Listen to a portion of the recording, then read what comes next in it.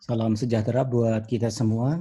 Pada hari ini saya akan memulai kuliah teori perencanaan lanjut PL 5101 dan sebagai kuliah pembuka ini pada segmen 11 saya akan membahas tentang pengertian teori. Mengapa dimulai dengan gagasan atau ide tentang teori ini? Karena teori perencanaan ada dua kata yang membentuknya, teori dan perencanaan. Pada segmen yang pertama ini saya akan bahas tentang apa itu teori, kemudian pada segmen yang kedua akan membahas tentang apa itu perencanaan. Teori dan praktis ini, sebagaimana Anda lihat pada skema yang ditayangkan, itu selalu berinteraksi satu sama lain. Jadi ada interaksi antara teori dengan praktek. Kalau kita melihat yang sebelah kiri, induktif itu adalah sebuah proses perumusan teori berdasarkan praktek yang terjadi. Jadi dari berbagai macam kasus, data-data yang menggambarkan peristiwa yang terjadi di lapangan kemudian diabstraksikan menjadi sebuah teori. Itu yang kita kenal sebagai proses yang sifatnya induktif. Kemudian sebaliknya dari teori ke arah praktis yang sebelah kanan ini yang kita sebut dengan deduktif adalah ketika sebuah teori itu bisa dirumuskan, maka teori tersebut menjelaskan fenomena yang ada di lapangan, fenomena praktek. Jadi apa yang terjadi di lapangan, yang terjadi di alam semesta, dalam kehidupan, itu dijelaskan dengan teori. Ini yang kita sebut dengan proses deduktif. Ini proses yang terus interaktif satu sama lain. Ya. Induktif ini oleh satu teori yang lain atau pengamatan yang lain, kemudian diperbaiki, diberi masukan atau boleh jadi ditentang untuk kemudian melahirkan teori yang baru. Ya. Jadi selalu ada teori-teori baru untuk menghentikan teori-teori yang lama atau teori tersebut menyempurnakan teori yang lama karena menjelaskan secara lebih tepat praktek atau kenyataan yang terjadi di lapangan.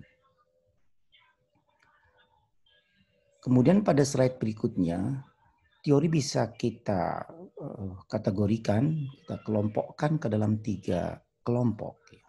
Tentu bisa menambah ya kelompok-kelompok yang lain, tetapi secara umum ada 3 kelompok teori. Pertama disebut dengan deskriptif. Adalah sebuah kategori teori yang menjelaskan sebuah kenyataan. Explaining something.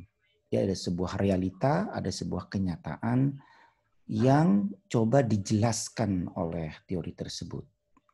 Kita mengenal ada teori misalnya relativitas Einstein, kemudian juga hukum Newton dan sebagainya, 1, 2, 3. Itu sebenarnya sebuah teori yang sifatnya deskriptif untuk menjelaskan sebuah kenyataan. Dalam ilmu sosial juga bisa kita sebut ada beberapa teori, ya, walaupun tentu dalam ilmu sosial masih debatable ya apakah teori atau bukan gitu. Tapi misalnya Karl Marx dengan Marxism juga sebuah teori bahwa masyarakat itu terstratifikasi dikarenakan ada perbedaan dalam kepemilikan sarana produksi, means of production. Masyarakat terbagi 2 kelompok, ada kelompok borjuis, yaitu kelompok yang memiliki sarana produksi, dan kelompok proletar ya yang tidak memiliki sarana produksi.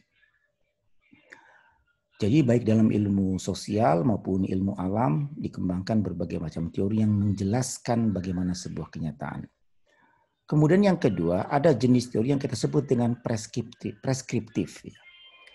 Nah teori dalam kategori yang kedua ini adalah menjelaskan cara untuk menyelesaikan satu persoalan. Jadi kalau misalnya ada masalah kemiskinan, oleh deskriptif dijelaskan bagaimana kemiskinan tersebut terjadi, apa sebabnya, maka kemudian oleh teori yang sifatnya preskriptif akan dijelaskan bagaimana menyelesaikan satu persoalan kemiskinan, apa cara-caranya, apa kebijakannya, bahkan sampai ke tingkatan program.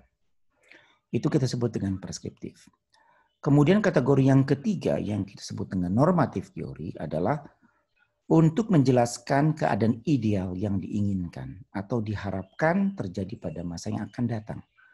Misalnya kita menginginkan sebuah kota yang bebas dari polusi, bebas dari kemiskinan, bebas dari kemacetan adalah sebuah harapan ideal yang yang diinginkan ya oleh satu masyarakat atau satu sistem nilai tertentu, menginginkan sesuatu yang terjadi pada masa yang akan datang. Atau kota yang aman, kota yang tertib, kota yang bisa mengangkat khazanah lokal misalnya, khazanah Nusantara, kota yang bisa mengapresiasi keanekaragaman budaya, keanekaragaman sistem nilai misalnya. Itu adalah teori yang bersifat normatif karena menggambarkan tentang keinginan, harapan pada masa yang akan datang. Nah, berdasarkan 3 kelompok tersebut, maka kita bisa mengatakan bahwa planning teori tersebut mencakup ketiga kelompok tadi.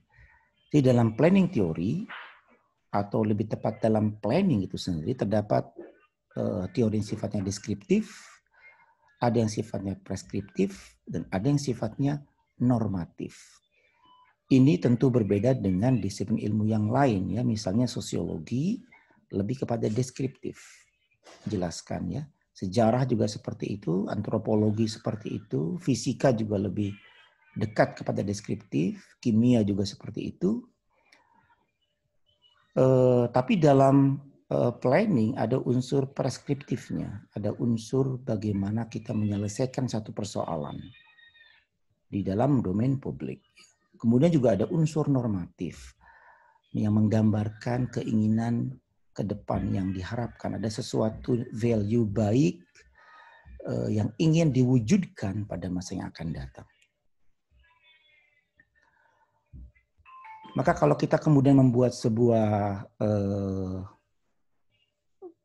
contoh di dalam PWK, dalam wilayah dan kota tentang ketiga teori tersebut, kita bisa lihat bahwa untuk yang deskriptif, misalnya menjelaskan mengapa terjadi kemacetan. Apa yang membuat sebuah kota mengalami kemacetan.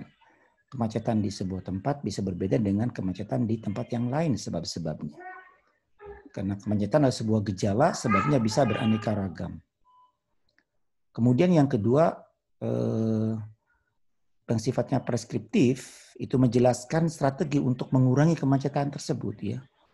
Misalnya dengan compact design. Ini sebuah solusi, ya, bagaimana sebuah kemacetan itu bisa diatasi dengan mengajukan sebuah desain yang disebut dengan compact design. Atau dengan cara-cara yang lain. Misalnya dengan orang beralih dari kendaraan pribadi kepada kendaraan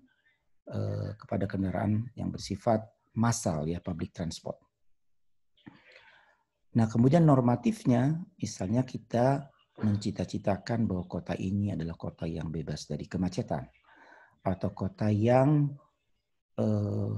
sangat ramah kepada yang difabel misalnya, seperti itu. Sehingga semua bisa mendapatkan akses yang adil untuk mendapatkan layanan publik. Itu yang bisa disampaikan pada segmen yang pertama ini. Terima kasih.